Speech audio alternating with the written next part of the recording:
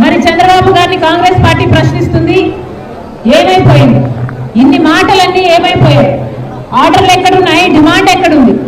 ఈరోజు డిమాండ్ లేక, ధర లేక ఈరోజు ఇక్కడ ఉన్న రైతులంతా నష్టానికి అమ్ముకుంటున్నారు.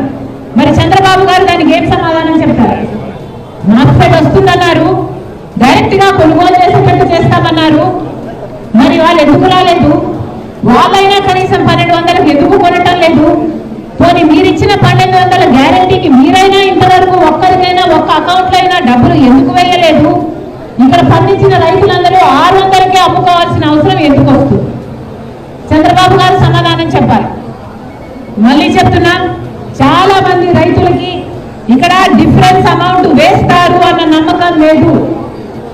చంద్రబాబు గారు ప్రత్యేకంగా ఉల్లి రైతుల మీద దృష్టి పెట్టి ఆ డిఫరెన్స్ అమౌంట్ పడేటట్టు చేయాలి.